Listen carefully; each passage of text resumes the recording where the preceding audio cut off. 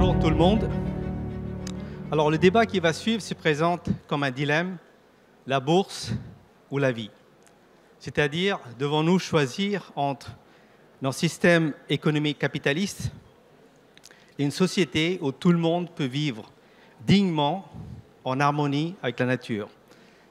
Dans la France cartésienne, on souffre d'une logique binaire qui nous force toujours... Ah, on s'entend... Ok. Ah, désolé. J'étais sobre dans ma voix. Dans la France cartésienne, on souffre d'une logique binaire qui nous force toujours à choisir la bourse ou la vie.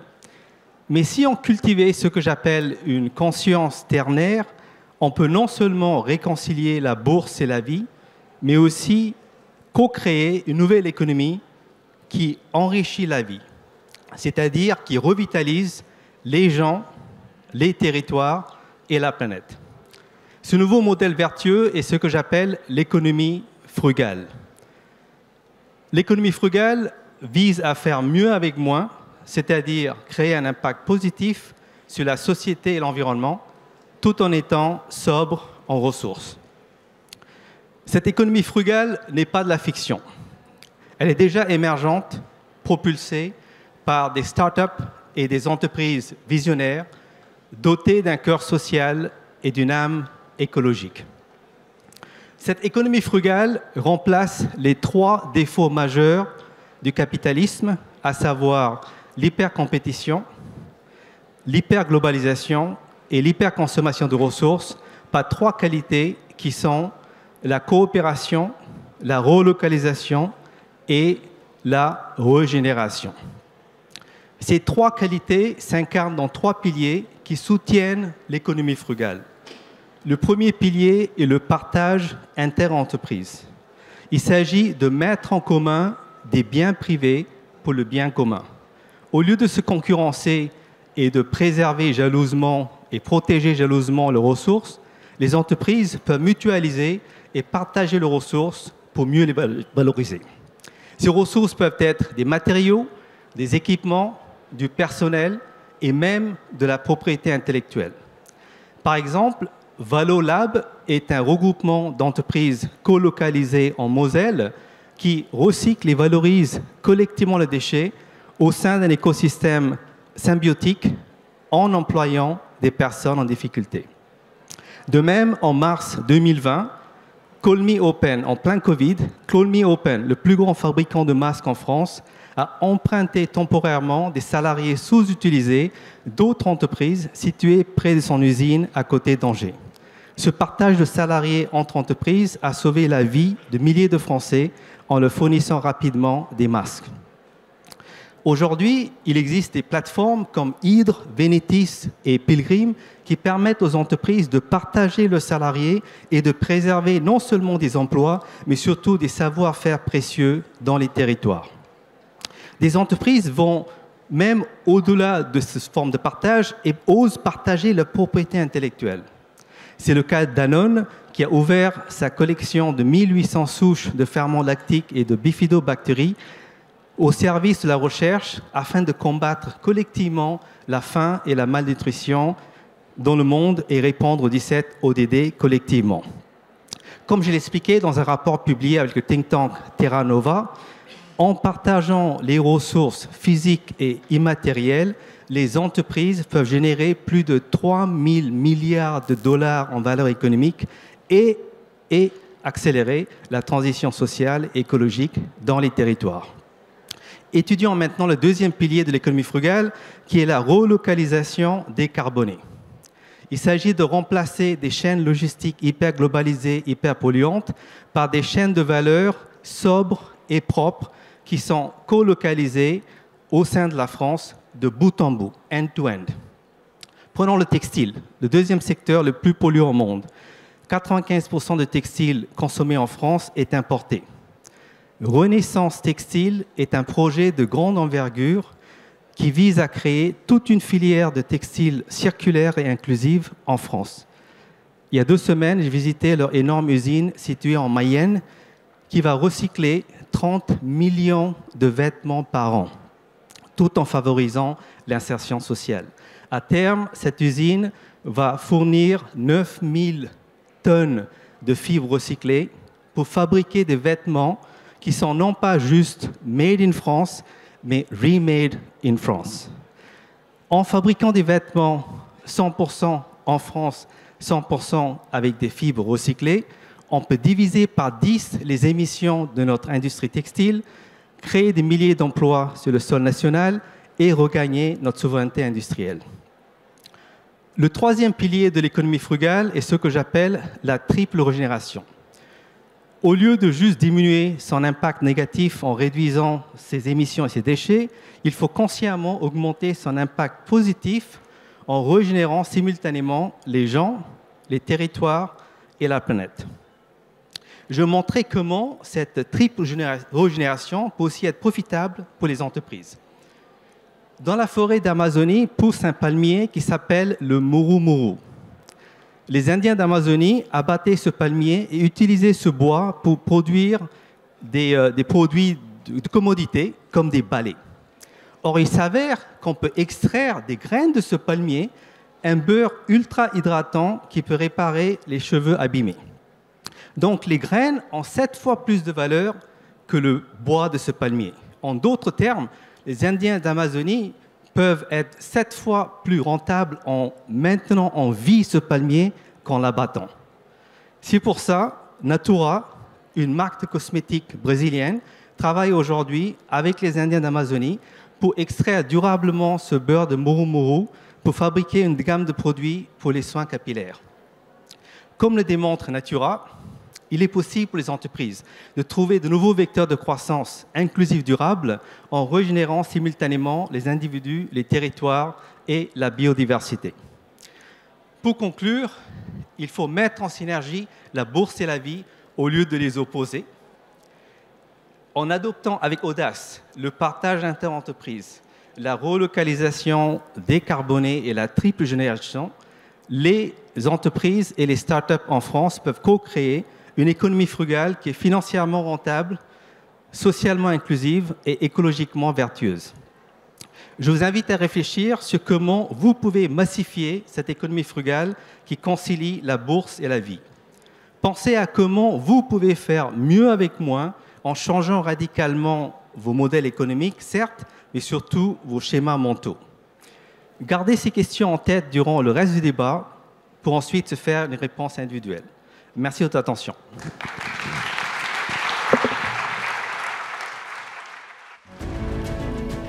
Bonjour à tous, je suis ravi d'être parmi vous aujourd'hui et surtout un public aussi nombreux. Ça fait plaisir à voir autant d'entrepreneurs et d'entrepreneuses engagés sur ces questions notamment de sobriété. J'ai le plaisir d'accueillir sur scène 4 intervenants très engagés. Nous serons rejoints tout à l'heure par le ministre Roland Lescure, ministre de l'Industrie, à qui nous allons interpeller et j'espère va écouter avec attention tous les débats qu'on va avoir parce qu'effectivement c'est au cœur de l'actualité.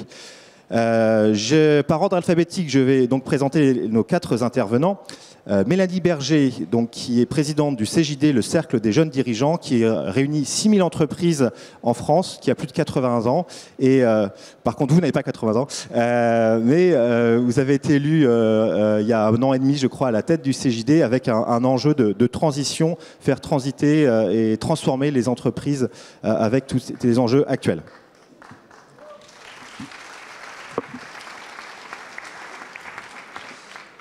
Nous accueillons aussi Pascal Demurger, qui est directeur général de la Maïf, mutualiste, assureur militant, hein, c'est son credo. Et vous avez réalisé, publié en début d'année, un rapport avec la Fondation Jean Jaurès sur l'urgence du temps long. On peut l'applaudir, on peut l'applaudir. Nous accueillons également Fergan Aziari, qui est essayiste, chroniqueur au Point et qui a publié l'année dernière « Les écologistes contre la modernité ».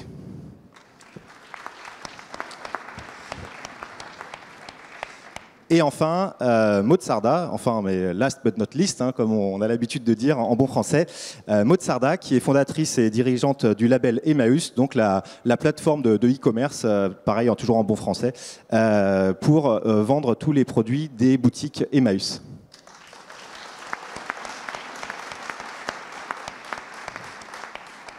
Alors merci beaucoup d'être ici. Rapidement, donc je me présente, Noam Léandri, moi je suis secrétaire général de l'ADEME, l'agence de la transition écologique. J'ai publié un ouvrage sur la finance verte, et donc je suis spécialiste de ces questions de réorientation de la finance dont Jean-Marc Jancovici a parlé tout à l'heure avec beaucoup d'optimisme pour ce secteur financier qui doit s'aligner effectivement avec l'accord de Paris, puisque dans l'accord de Paris, dès le premier article, il est indiqué qu'il faut réorienter les flux financiers pour qu'ils soient compatibles avec les objectifs de réduction du réchauffement climatique à 2 degrés, voire 1,5 degré. Et effectivement, il y a beaucoup d'actions qui sont mises en œuvre aujourd'hui. Pour parler de ces questions de sobriété, je voulais vous indiquer et vous renvoyer aux 4 magnifiques scénarios de l'ADEME que vous avez peut-être probablement tous vus. Je vous invite à regarder l'infographie qu'on a pu publier et qui montre 4 scénarios pour arriver vers la neutralité carbone en 2050. C'est l'objectif que s'est fixé le gouvernement.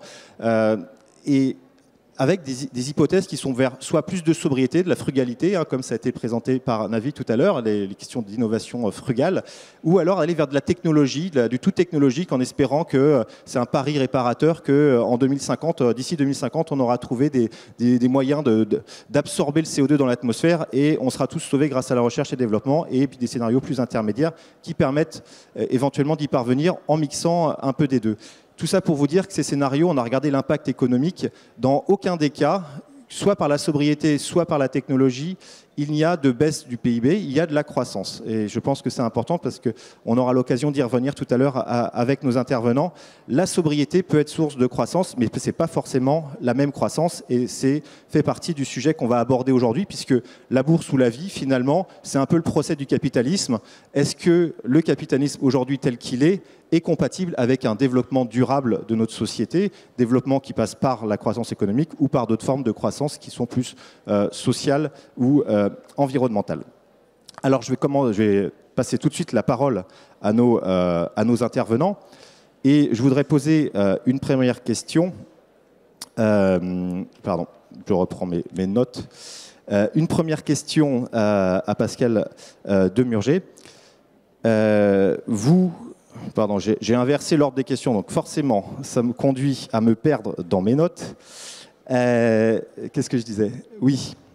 En tant qu'assureur, et face au risque climatique croissant, il y a un risque que les prix de vos primes d'assurance augmentent, et donc vous excluez par ce fait un certain nombre d'assurés, vous ne puissiez pas plus assurer tout le monde. Alors, comment est-ce que vous agissez? J'ai entendu parler d'une forme de sobriété commerciale. Est-ce que vous pourriez nous l'expliquer? Et puis, vous êtes aussi également un investisseur important. Vous gérez des milliards d'actifs financiers. Comment est-ce que finalement vous arrivez à soutenir des dynamiques de sobriété à travers ces investissements?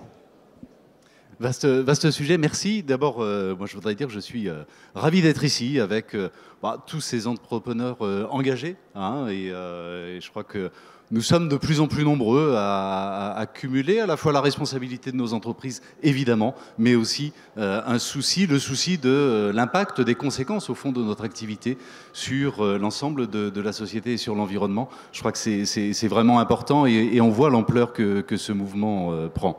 Alors, l'assurance, finalement, c'est un assez bon thermomètre des conséquences, en tout cas c'est une vision des conséquences du changement climatique sur la société. Un de mes confrères disait en 2016, lors de la COP21 à Paris, il disait un monde à 4 degrés est un monde inassurable. Et on voit bien d'ailleurs à travers cette expression l'ampleur considérable des conséquences du réchauffement climatique, à tel point que les assureurs eux-mêmes disent ce monde-là deviendrait inassurable, tellement les conséquences seraient gigantesques. On n'en est pas là, mais on en est sur le chemin. Déjà, lorsque l'on regarde les chiffres, dans la décennie écoulée, on a déjà, en France, et par hypothèse, dans une zone qui climatiquement est tempérée, on a en France, dans la décennie écoulée, déjà un doublement du coût de ce que les assureurs appellent les sinistres climatiques, c'est-à-dire d'origine climatique, que ce soit les tempêtes, les inondations, la sécheresse à l'inverse, tous ces sinistres ou la grêle, comme on en a eu énormément cette année. Donc on voit bien que la tendance est là et qu'elle est corrélée évidemment à cette question du réchauffement. Il y a une étude récente de la Fédération française de l'assurance qui montrait qu'à l'horizon 2050, il y aurait, du fait du réchauffement climatique, un doublement des tarifs de l'assurance habitation en France. Ce qui, en réalité, pose deux problèmes. Pose d'abord un problème évidemment de soutenabilité financière pour un ménage modeste ou même moyen. Ça devient un budget extrêmement conséquent et à la limite du soutenable. Et puis ça pose un problème parce que évidemment l'impact du réchauffement climatique n'est pas le même selon les régions dans lesquelles on se trouve. Et il y a un impact qui est très focalisé sur une région, une commune, un département, en tout cas une zone géographique. Et naturellement, le réflexe des assureurs, a fortiori si ce sont des assureurs qui sont, comment dirais-je, relativement peu scrupuleux et peu regardants sur leur responsabilité sociétale, que vont-ils faire? Ces assureurs vont tout simplement se retirer de ces zones géographiques, parce qu'ils ne voudront pas couvrir des risques trop importants. Et donc ça veut dire que des populations entières risquent demain de ne plus avoir accès à l'assurance parce que le risque sera trop important. Donc effectivement, le métier d'assureur est un petit peu au cœur de ces conséquences. Alors après, vous avez posé deux autres questions assez gigantesques. La question de la démarche commerciale. On parle aujourd'hui de sobriété. Et c'est vrai que lorsque l'on entend les uns et les autres parler de sobriété, très souvent, ce terme de sobriété aujourd'hui est associé à la dimension, à la question énergétique. Quelle sobriété dans la consommation d'énergie? En réalité, je pense que la question de la sobriété est une question infiniment plus large. C'est une question de modération, mais de modération pas seulement dans la consommation d'énergie, pas seulement dans l'utilisation que l'on fait des matières premières, mais c'est une question de modération, presque de tempérance, dans la manière dont on se comporte d'une manière générale. Et c'est vrai, par exemple, s'agissant d'une entreprise, dans la démarche commerciale. On peut avoir, lorsque on est assureur, pour rester sur cet exemple-là, on peut évidemment, et c'est la majorité des acteurs, on ne va pas se le cacher, avoir une démarche commerciale un peu agressive, dans laquelle on va essayer de vendre de manière, y compris un peu forcée, le maximum de contrats d'assurance au maximum de personnes.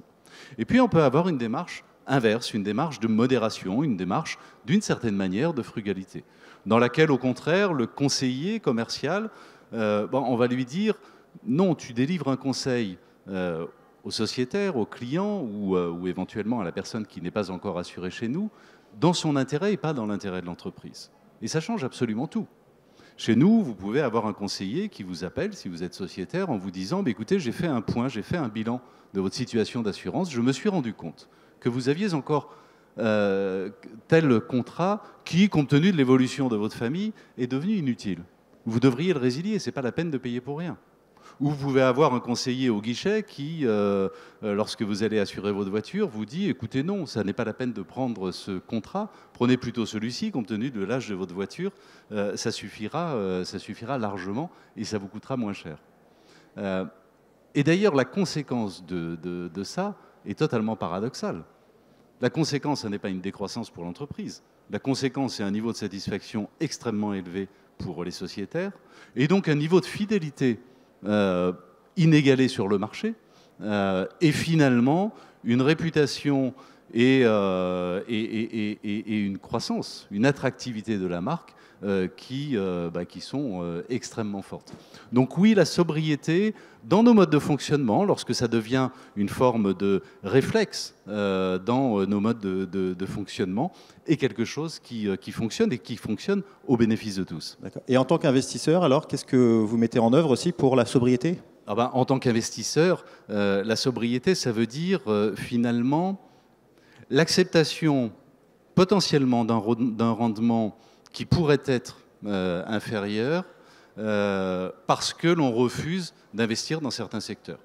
Nous sommes sortis, par exemple, totalement dans nos investissements directs de l'ensemble du secteur des énergies carbonées, des énergies fossiles. Et on pourrait se dire, voilà, se priver de secteurs entiers, ça n'est qu'une illustration, il y en a évidemment beaucoup d'autres. Se priver de secteurs entiers, c'est potentiellement se priver de rendements financiers qui sont importants pour l'entreprise. Et la réalité d'ailleurs, c'est qu'il est très difficile d'établir une corrélation entre cette démarche éthique et cette démarche de sobriété et la réalité des rendements financiers. Toutes les études qui ont été faites donnent des résultats en réalité relativement contradictoires. Par ailleurs, il y a quand même sur le long terme, de toute façon, un risque élevé à être possesseur d'actifs qui demain seront des actifs échoués, et tant mieux. Et tant mieux. Donc la sobriété dans l'investissement, c'est aussi, comme dans le reste de l'activité, être conscient des conséquences de son activité sur l'environnement et sur la société, avoir tout simplement ancré en soi le sentiment de sa responsabilité sociale et agir en conséquence de cette responsabilité. D'accord. Maud Sarda, quand vous me disiez que en tant que coopérative, c'est difficile pour vous aujourd'hui de lever des fonds, justement. Alors on parlait des investissements de la MAU, je ne sais pas s'ils sont investisseurs chez vous, mais aujourd'hui il y a effectivement d'incohérence de la finance. Alors on ne va pas faire le procès que de la finance, on va revenir aussi sur les questions de modèle économique dans un instant, mais vous me disiez aujourd'hui un concurrent, je ne sais pas si on peut le nommer, arrive à lever 450 millions d'euros auprès de grands fonds d'investissement, pas forcément vertueux, pour faire revendre des produits reconditionnés. Quand vous mettez, c'est clairement votre métier, en plus avec une démarche éthique, solidaire, sociale, et avec beaucoup plus d'impact, et pour autant vous levez à peine 3000 fois moins que de grandes sociétés privées. Qu'est-ce qui cloche aujourd'hui ? Pas mal de choses, a priori. Déjà, peut-être dire en quoi on est radical. Label Emmaüs est particulièrement vertueux dans l'impact et on va comprendre ensuite pourquoi c'est si incohérent qu'on ait du mal à lever des fonds, en particulier auprès des fonds d'investissement à impact. On m'entend ? Oui. Alors, Label Emmaüs, donc c'est une coopérative effectivement, donc une coopérative beaucoup d'entre vous connaissent. C'est une société de personnes et non pas de capitaux. C'est une différence qui est énorme. On n'a pas d'actions, on a des parts sociales. Donc ça fait déjà de nous quand même des radicaux dans le monde économique lambda. On est allé un petit peu plus loin. On a décidé d'être une société coopérative d'intérêt collectif, une SIC. Donc non seulement il n'y a pas de capitalisation possible, un sociétaire met 100 €, un sociétaire met 1 million, ça serait bien, c'est pas vraiment le cas, mais le pouvoir est le même entre les deux. On met 100 € un jour, dans 10 ans, même si la société vaut 1000 fois plus, ça sera toujours 100 €. Vous voyez bien déjà qu'avec ce mécanisme, les business angels classiques vont avoir du mal à y trouver leur compte. Mais une SIC, ça va plus loin encore, puisqu'il y a du multisociétariat. Donc il y a des salariés, bien sûr, les salariés de la structure sont au centre, mais on intègre dans le capital également toutes les parties prenantes de la chaîne de valeur. Les fournisseurs, les clients sont au capital. Les structures de l'ESS qui vendent sur Label Emmaüs sont au capital. Les clients qui achètent sur Label Emmaüs peuvent être au capital. Voilà, donc ça change tout aussi dans la chaîne de valeur, la coopération dont on parlait en introduction. Et puis, au-delà du multisociétariat, il y a surtout l'intérêt général qui est inscrit dans nos statuts. C'est l'objet social même de notre société, l'intérêt général. Et d'ailleurs, nous, on le formule, on a repris l'intérêt général de la vision Abbé Pierre, qui est en train d'apparaître. C'est servir premier le plus souffrant. Donc quand une entreprise va jusqu'à inscrire ça dans ses statuts, dans son objet social, c'est pas anodin. Ça nous suffisait pas, on est allé encore plus loin. Un tiers de nos salariés sont en parcours d'insertion dans le e-commerce, dans la logistique, dans le numérique. C'est possible. La preuve. Ensuite, on a limité les salaires de 1 à 5 dans nos statuts. Dans la réalité, ils sont limités de 1 à 3. C'est un engagement qui n'est pas anodin de la part des entrepreneurs qui vont créer des structures pareilles. Moi, le jour où je partirai de Label Emmaüs, alors que je l'ai créé, ça sera comme si n'importe quel salarié partait finalement. C'est pas ça qui compte. C'est vraiment la pérennité de la structure pour le collectif, pour l'intérêt général. Donc, on n'a pas...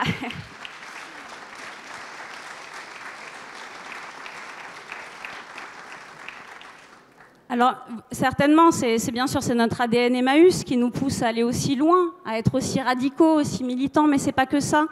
C'est parce qu'on s'inscrit aussi dans un secteur, le e-commerce, où Amazon règne en maître et qui est le symbole même de l'enrichissement personnel des dirigeants poussés à l'extrême, d'une capitalisation boursière folle, complètement décorrélée de la création de valeurs humaines, écologiques, de l'asservissement des salariés. Enfin, on n'a pas le choix, en fait. Quand on s'inscrit dans un secteur comme celui-ci où règne ce type de loi, parce que tout le monde dans le e-commerce veut faire comme Amazon, hein, veut arriver au même niveau de standard, mais il faut savoir comment on y arrive. On est obligé d'être radicaux, on est obligé d'être militants, d'être un vrai contre-modèle. Et là, oui, on se confronte au début à la perplexité de ne pas réussir à lever des fonds de façon conséquente auprès d'acteurs qui se disent à impact. Pourquoi? Comment ça se fait? Parce qu'aujourd'hui, la finance, qu'elle soit à impact ou pas, fonctionne autour de l'action, du dividende. C'est comme ça que ça fonctionne. Ça pourrait fonctionner autrement, mais pour ça, il faudrait évidemment une réglementation publique qui mette une incitation, évidemment, à prendre des parts sociales plutôt que des actions, ou en tout cas de faire les deux. Il faudrait aussi qu'on évalue le risque, puisque la finance, c'est que ça, hein. C'est qu'une évaluation du risque et de la confiance qu'on peut avoir. Si on évaluait le risque d'investir dans des coopératives réelles, est-ce qu'en 30 ans, il y a tant de coopératives qui ont fermé, où on a perdu l'argent investi? Je peux même vous dire qu'on le sait. Le taux de pérennité d'une entreprise à 5 ans, il est de 61%. Celui d'une coopérative, il est de 73%. Donc en plus, il y a moins de risques de perdre son argent dans une coopérative. Voilà, donc c'est juste pas logique et ça va pas dans le sens, en tout cas, de l'impact. Merci beaucoup. J'en profite pour vous rappeler que vous pouvez poser des questions aux intervenants en levant le doigt. Quelqu'un vous apportera le bout de papier et le stylo qui va bien pour vous permettre de le poser et on les lira ici en direct. Je continue le tour de table, puisque pour rebondir un peu sur ce partage de la valeur, Mélanie Berger, vous me disiez qu'en tant que chef d'entreprise et puis présidente du CJD, vous réfléchissiez justement à comment un meilleur partage de la valeur au sein de l'entreprise, qui pourrait passer par la prise de part, enfin le prise de capital des salariés. Pourquoi pas aussi la semaine des 4 jours, qui pourrait être une forme de partage de la valeur finalement, ou de partage du temps aussi entre l'entreprise et les salariés. Quelle est un peu votre vision sur le sujet? Alors, la semaine de 4 jours, ça a même fait débat chez nous, je tiens juste à le signaler, donc au sein du CJD, c'est-à-dire que certains entrepreneurs nous ont dit « Mais attendez, vous êtes complètement fous, vous faites des annonces comme ça, semaine de 4 jours, comment on va faire ?» Alors déjà, je tiens donc à préciser que c'est une expérimentation, quelque chose qu'on adore faire, nous au CJD, on adore expérimenter. Et dans cette semaine de 4 jours, l'intérêt de cela, c'est que ça va libérer du temps pour que les collaborateurs puissent en passer à des choses qui me semblent être bien plus importantes que de produire de la valeur au sein d'une entreprise, mais c'est de produire pour soi-même. Donc ça peut être de l'autoproduction. J'ai mon petit potager. Ça peut être du temps passé avec les enfants. Ça peut être du temps passé dans des associations, etc. Et donc, cette semaine de 4 jours, évidemment, elle a un impact pour l'entreprise, mais surtout, il va falloir qu'on change de paradigme et qu'on regarde quel impact elle peut avoir sur l'ensemble de l'humanité, finalement, puisque ça touche non seulement nos collaborateurs, mais par ricochet, toute leur famille. Tout à fait. Et la transmission aux salariés du capital, c'est aussi une option qui peut être sérieusement envisagée. Est-ce que c'est valable pour tout le monde? La question, c'est aussi, est-ce qu'il faut être une coopérative pour être vertueuse, hein? C'est peut-être ça aussi la question à la fin. Alors, je ne sais pas s'il faut être coopératif pour être vertueux. En revanche, j'ai parfaitement conscience que dans mon entreprise, ce sont les collaborateurs qui crée la valeur. Donc la société, qui en l'occurrence n'est pas une société coopérative, parce que ça ne m'est même pas venu à l'esprit le jour où j'ai créé mon cabinet. Donc je suis expert comptable, hein, juste pour précision. J'ai créé une SARL, bref, peu importe, mais en tous les cas, c'est un véhicule d'épanouissement pour les collaborateurs. C'est-à-dire qu'à cet endroit-là, les collaborateurs vont donner de leur temps, contre rémunération bien entendu, et vont pouvoir s'épanouir au sein de cette entreprise. Donc le fait de transmettre des parts sociales, ça me semble être, je vais presque la moindre des choses. Parce que sans eux, cette entreprise, elle n'existe pas. Alors que sans moi, clairement, elle existe. Je ne suis absolument pas essentielle à ma société. En revanche, eux le sont réellement. Bravo. Je voudrais interroger à présent Fergan Aziari. Donc vous êtes essayiste, vous avez écrit sur les questions d'écologie et d'économie. Hein, la combinaison des deux est-elle possible ? Selon vous, la sobriété, ça peut être soit une sobriété de rationnement, soit au contraire une sobriété de croissance. Alors fort des expériences là qui viennent de nous être contées par des responsables d'entreprise, comment est-ce que vous voyez finalement la possibilité d'avoir une forme de croissance verte à travers la sobriété ? Qu'est-ce que vous entendez par croissance verte ? Merci. Alors déjà, je pense qu'il faut revenir sur la définition de la sobriété, puisqu'il y a aujourd'hui deux écoles et deux définitions qui sont finalement en concurrence, voire qui sont rivales. Vous avez ceux qui, par sobriété, effectivement, entendent décroissance et qui l'assument. On l'a vu ce matin avec monsieur Jancovici, et qui pensent qu'effectivement, la décroissance est la seule manière, en tout cas, d'améliorer la qualité de notre environnement. Moi, je m'inscris en faux contre cette opposition assez classique que l'on fait aujourd'hui entre l'économie, la richesse et l'environnement, parce que cette opposition, elle a un effet pervers, c'est de sous-entendre, de suggérer implicitement que les sociétés affranchies du matérialisme bourgeois, pour la faire vite, entretiendraient avec leur environnement une relation plus harmonieuse. Ce qui est faux historiquement, ce qui est faux géographiquement. Il faut savoir que la pollution, par exemple, tuait beaucoup plus dans les temps pré-industriels qu'aujourd'hui. Il faut savoir qu'encore aujourd'hui, au XXIe siècle, ce sont les pays faiblement industrialisés qui subissent davantage la pollution avec un grand P que les pays développés. Pourquoi ? Parce que quand vous faites partie des populations les plus pauvres de la planète, que vous n'avez pas accès à l'électricité, que pour vous chauffer, pour vous éclairer, pour cuisiner, vous devez brûler toutes sortes de matières peu recommandables dans des espaces confinés, du bois, de la boue séchée, des huiles végétales. Vous vous exposez à des nuisances atmosphériques, à une pollution de l'air bien plus ravageuse que celle qui incommode le citadin lambda des grandes métropoles occidentales. Idem, quand vous n'avez pas de système sophistiqué pour traiter, acheminer de l'eau potable, vous vous exposez à des pollutions hydriques, à des pollutions de l'eau et des maladies beaucoup plus ravageuses que celles qui incommodent les pays riches. Donc attention à cette opposition entre richesse et environnement qui laisse penser que être moins riche, c'est une opposition d'inspiration rousseauiste qui, pour moi, n'a aucun fondement. Et il me semble que la question climatique, finalement, ne change pas grand-chose à cette équation, parce que même si le changement climatique est aujourd'hui une maladie incontestablement moderne, c'est-à-dire une maladie des pays industrialisés, on sait aussi que les innovations les plus crédibles sont davantage à la portée des pays riches que des pays pauvres. C'est-à-dire que quand vous vous appelez Israël, que vous avez les moyens de dessaler l'eau de mer, vous êtes beaucoup moins vulnérable aux épisodes de sécheresse que lorsque vous appelez Madagascar. Quand vous appelez les Pays-Bas, que vous avez les moyens de mettre en place des systèmes de protection côtière ultra sophistiqués, vous êtes beaucoup moins vulnérable aux inondations que lorsque vous appelez le Bangladesh. Quand vous vous appelez la France et que vous avez les moyens de vous doter d'une industrie nucléaire sophistiquée, eh bien, vous avez une économie moins carbonée que la Mongolie, qui est un pays beaucoup plus pauvre que la France.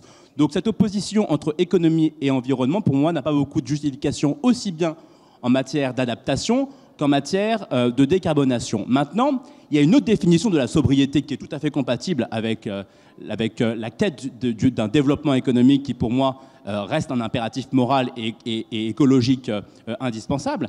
C'est effectivement ce qu'on a dit tout à l'heure, la tempérance, la modération dans la consommation, dans les plaisirs immédiats, la nécessité d'écarter le superflu.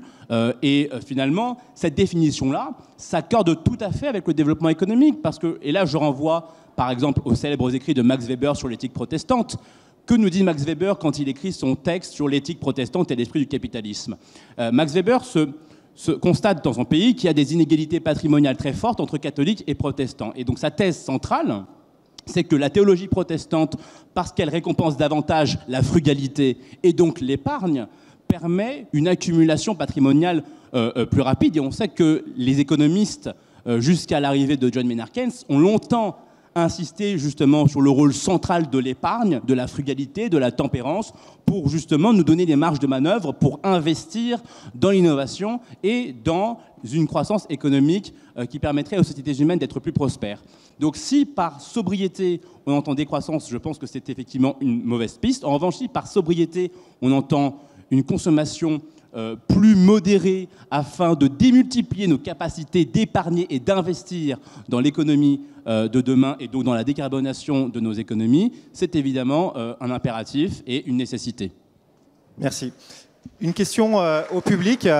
Est-ce que vous avez le sentiment, levez la main si vous êtes d'accord avec cette affirmation, qu'on peut faire la bourse et la vie à la fois, ou est-ce qu'elles sont incompatibles? Alors qui dit et pense qu'on peut faire la bourse et la vie, poursuivre à la fois la bourse et la vie, suite à ces interventions inspirantes?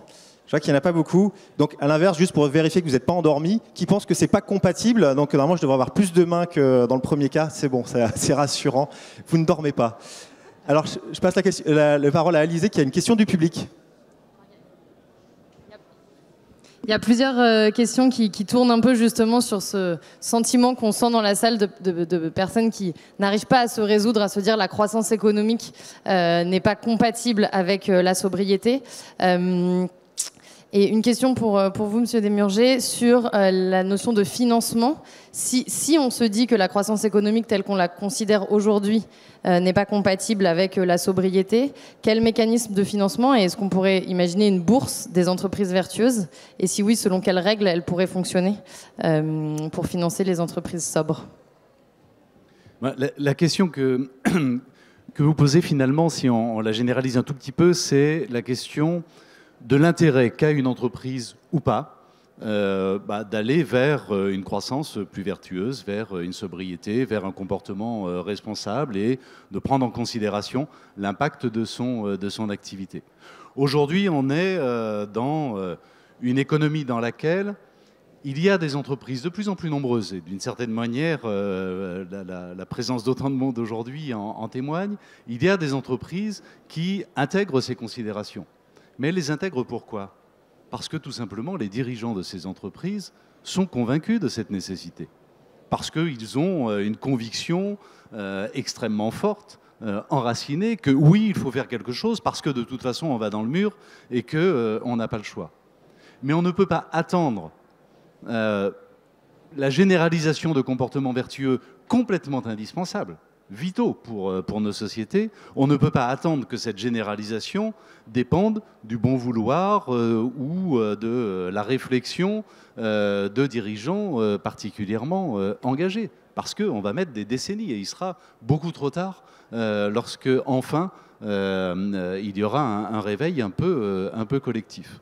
Et donc la question est comment on crée des mécanismes qui permettent de rendre intéressant finalement pour l'entreprise et financièrement intéressant d'avoir ce type d'engagement, d'avoir ce type de prise en compte de sa responsabilité. Et là, ça renvoie clairement à la question, ça renvoie à la responsabilité des pouvoirs publics, tout simplement. Est-ce qu'il est normal que l'État, en particulier, continue de distribuer des aides publiques, indépendamment de la question de savoir si l'entreprise qui les reçoit pollue ou ne pollue pas? Est-ce qu'il est normal que les collectivités publiques dans notre pays continuent à passer commande à des entreprises en prenant finalement très peu en considération les impacts sociaux ou environnementaux des modes de fonctionnement de l'entreprise en question? Évidemment que non. Non seulement c'est pas normal sur un plan, j'allais dire, éthique, mais tout simplement, c'est pas de la bonne gestion des finances publiques. Parce que aider des entreprises qui polluent ou qui délocalisent et licencient, c'est évidemment de créer des charges publiques pour demain. Et si on pousse le raisonnement, on peut s'interroger sur la question de savoir s'il ne serait pas raisonnable tout simplement de moduler la fiscalité qui s'applique aux entreprises en fonction de la réalité de l'impact de celle-ci. Et là aussi, on voit bien que sur le plan de la gestion des finances publiques, c'est particulièrement pertinent. Donc la question que vous posez, c'est vraiment celle de quels sont les mécanismes que l'on met en place pour que la vertu dans la manière de diriger une entreprise, que la responsabilité de l'entreprise rejoigne au fond son intérêt, et son intérêt y compris de court terme. Merci. Une autre question du public pour Maud. Pour Maud, la question. Je crois que vous vouliez réagir. Il y a plusieurs questions dans le public qui vous demandent, vous, en tant qu'entrepreneuse, de quoi vous avez besoin, quelles sont vos demandes vis-à-vis du secteur de la finance pour obtenir les moyens financiers dont vous avez besoin.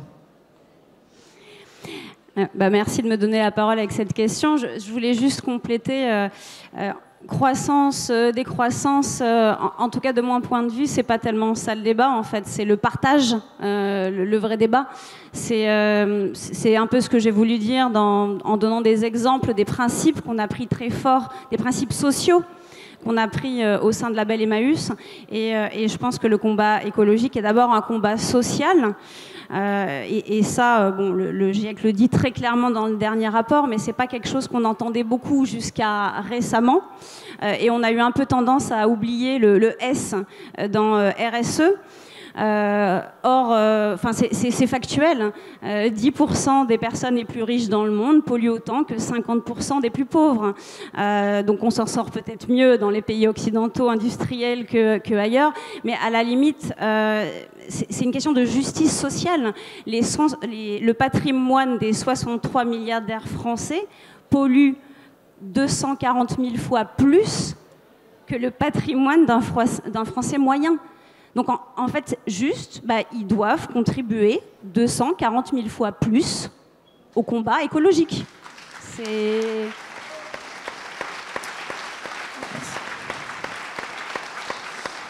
Merci.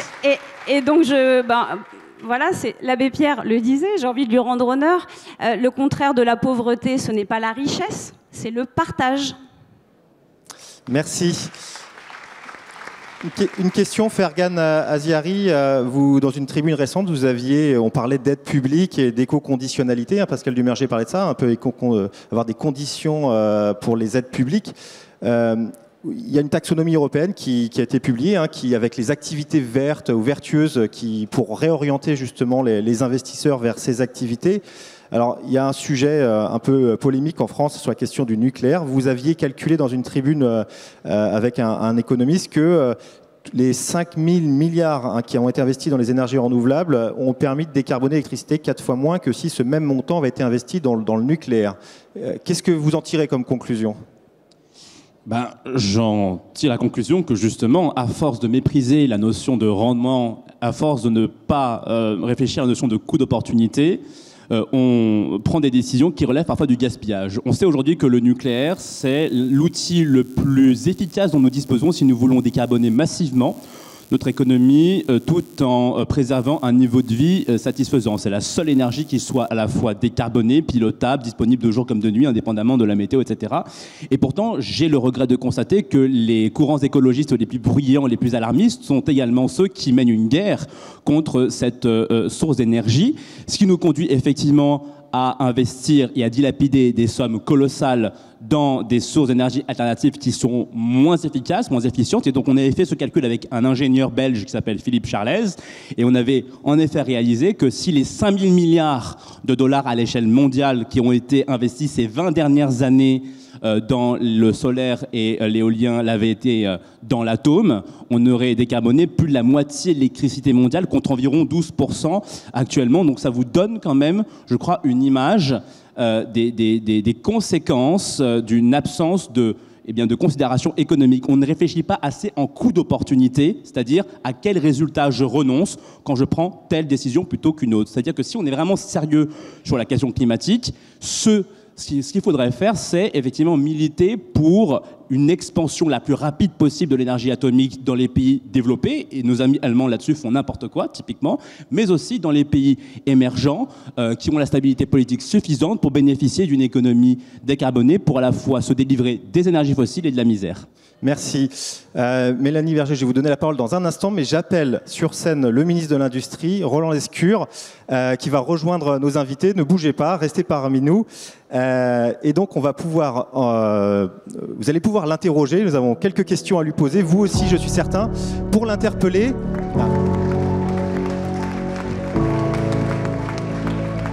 Pour démarrer cette dernière séquence, je voudrais savoir qui, parmi vous, pensait qu'il est possible de réindustrialiser la France en permettant la sobriété et la neutralité carbone, qui est donc aussi un autre objectif. Ce sont deux objectifs du gouvernement, de l'État français, qui pensent qu'il est possible de réindustrialiser et tout en faisant de la sobriété. Levez la main. Bon, bah voilà, donc ça vous donne déjà quelques petits sujets, je pense, et vous voyez que les gens sont partagés, mais en tout cas, c'est pas un ensemble nul, donc c'est plutôt rassurant. Qu'est-ce que vous comptez faire en tant que ministre de l'Industrie, justement, pour cela ? Merci à vous tous et à vous toutes pour vos interventions. Merci aussi et bon anniversaire à Eva Sadoun. C'est pas mal comme soirée d'anniversaire d'avoir réuni autant d'entrepreneurs engagés pour célébrer cette journée. Et merci à l'Université de l'économie de demain qui est qui a de plus en plus de succès. Hein. Je me souviens des premières discussions qu'on avait eues. On m'avait dit on essaye de faire une contre-programmation à l'autre université d'été des autres entrepreneurs sans trop y croire. Là, quand on regarde la presse aujourd'hui, on voit bien qu'il y a deux endroits où il faut être aujourd'hui, ici et à Longchamp. Et d'ailleurs, je serai ici et à Longchamp aujourd'hui. Moi, je suis convaincu, en tout cas, je suis d'accord avec ceux qui ont levé la main sur le fait qu'on peut décarboner la France et réindustrialiser la France. En fait, je dirais, si on ne le fait pas, je pense que tout ce qu'on a partagé depuis une demi-heure est voué à l'échec. Depuis 30 ans, hein, 1992, on a globalisé, on a découvert progressivement et sans doute un peu tardivement les enjeux de cette globalisation et l'impact qu'elle avait sur le réchauffement climatique. On a sorti 1 milliard de gens de la pauvreté, on a innové comme jamais, on a emmené notre planète dans le mur et on a accru les inégalités, en tout cas dans certaines régions. Toutes ces contradictions inhérentes, aujourd'hui, nous amènent là où on est, c'est-à-dire avec à la fois un monde plus riche qu'il n'a jamais été, des modèles sociaux, y compris le nôtre, qui sont extrêmement favorables, mais une planète, je le répète, qui va dans le mur, et des inégalités qui, j'ai entendu tout à l'heure M. Jancovici dénigrer un politique, en tout cas nous amènent aujourd'hui à une situation politique dont moi je considère qu'elle est intenable. Et pas seulement en France, mais aussi partout dans le monde, avec des tentations autocratiques qui malheureusement font leur lit un peu partout, et une France coupée en trois, entre des gens qui, ayant souffert de la désindustrialisation, aujourd'hui ne croient plus en l'avenir et ne croient plus dans les politiques. Et donc je pense que l'industrie est une des solutions à cet enjeu, et la réindustrialisation de la France est une des solutions à ce triple enjeu, qui est politique, qui est économique, qui est social et qui est évidemment environnemental. Merci. Mélanie Berger, vous plaidez au CJD pour un quoi qu'il en coûte écologique. Et vous estimez que l'État peut-être devrait accompagner les entreprises pour assurer leur transition. Ça consisterait en quoi ? Quelles questions vous souhaitez poser au ministre ? Alors, quand on a vécu cette pandémie et qu'on s'est tous retrouvés à la maison, au CJD, on a fabriqué des blouses, des masques, on a mobilisé le parc industriel de nos adhérents et on a pu créer des modèles pour aller sauver des hôpitaux proches de chez nous en 3-4 jours. On sait qu'on peut le faire. On sait qu'on est capable, demain, de bouger, vraiment, de faire un vrai pas de côté, de vraiment regarder le monde différemment. Nous, au CJD, mais de façon bien plus globale, parce qu'on l'a vu, on l'a vécu tous. Moi, ma question, c'est... Nous, on a 6000 dirigeants, TPE, PME. Globalement, je peux dire qu'on représente une grosse partie de l'économie française. À travers nos adhérents, mais à travers toutes les TPE, PME. Elles ont besoin aujourd'hui de bouger leur modèle. Elles ont besoin de former leurs dirigeants parce qu'on ne prend pas conscience des enjeux et de ce que nous avons à faire si nous ne sommes pas formés, si nous ne formons pas nos collaborateurs. Donc, à travers la fresque du climat, à travers tout un tas de formations qui existent, à travers le bilan carbone. Il faut faire des constats pour savoir à quel endroit on va agir dans nos entreprises. Et au-delà de ça, il faut aussi qu'on arrive à changer réellement nos modèles pour bifurquer, pour aller vers autre chose. On ne peut pas le faire seul. On n'a pas une manne financière comme la plupart des multinationales, toutes celles qui génèrent des profits colossaux et qui les utilisent pour rémunérer leur capital et non pas pour bifurquer, justement. Nous, on n'a pas la capacité de bifurquer. On a besoin d'aide, réellement. On a besoin que le gouvernement, que l'État se positionne et nous aide à changer nos modèles. Monsieur le ministre. Merci. Merci pour votre question et que je rapprocherai aussi de la remarque de Pascal tout à l'heure qui disait en gros l'État doit arrêter de financer les pollueurs et ne financer que les dépollueurs. Malheureusement, j'ai peur que la réponse à cette question soit un peu plus complexe que ça. Moi, je suis à fond pour qu'on aide à développer, en tout cas en ce qui me concerne, je suis ministre de l'industrie décarbonée. Et donc en investissant dans les industries du futur, y compris dans la formation, y compris dans l'éducation, et j'allais dire, on le fait déjà.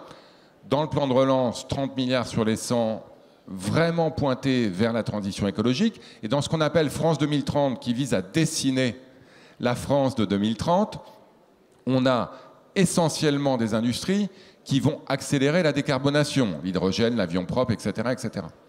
Mais si on ne fait que ça, on oublie la décarbonation nécessaire de l'industrie traditionnelle.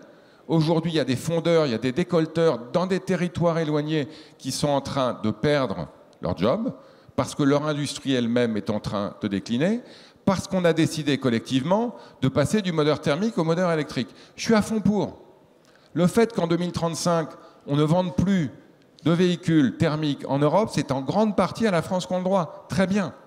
Mais si on ne fait rien pour accompagner ces industries qui aujourd'hui polluent, si on ne les aide pas à assurer la transition, on va faire que la moitié de l'équation. On aura une phase pile de la pièce extrêmement positive avec, je l'espère, des industries décarbonées d'avenir qui donneront à la France peut-être et à l'Europe un avantage sur le reste du monde. Je suis convaincu que l'Europe peut être le modèle d'avenir de l'industrie décarbonée, mais on aura un tiers de la France qui sera complètement désabusé, complètement démotivé, qui politiquement se tournera vers les extrêmes, et je ne suis pas sûr que la phase pile de la pièce l'emportera sur la phase face, si je puis dire, et qu'on ne terminera pas dans un modèle économique, mais surtout politique, dans lequel, je pense, aucun d'entre vous n'avait envie d'être. Donc il faut vraiment tenir les deux bouts, les forges et l'hydrogène, l'industrie d'hier et d'aujourd'hui et celle d'aujourd'hui et de demain. Donc il va falloir continuer, je pense, à aider des entreprises qui sont en transition, au risque de quoi, politiquement et socialement, on risque d'en prendre un autre de mieux. Merci. Il nous reste 3 minutes, donc question courte, réponse courte. Monsieur Demurger, vous plaidez pour un interventionnisme de l'État, justement. Alors, qu'est-ce que vous voudriez dire au ministre aujourd'hui? Comment est-ce que vous voudriez qu'il agisse concrètement? Moi, je n'oublie pas que le ministre d'aujourd'hui, c'était le parlementaire d'hier. Tu étais, Roland, rapporteur de la loi Pacte, hein, qui a créé le statut d'entreprise à mission. Loi, je crois, qui a vraiment fait progresser les choses.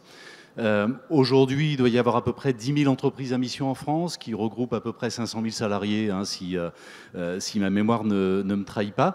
C'est bien, c'est pas gigantesque malgré tout, en tout cas c'est pas suffisant. Comment vois-tu les choses pour accélérer le mouvement? Est-ce qu'il doit y avoir une loi Pacte 2? Qu'est-ce que l'on peut faire pour que tout simplement plus d'entreprises s'engagent et pourquoi pas adoptent le statut d'entreprise à mission? C'est Churchill qui disait « il ne faut jamais gâcher une bonne crise ».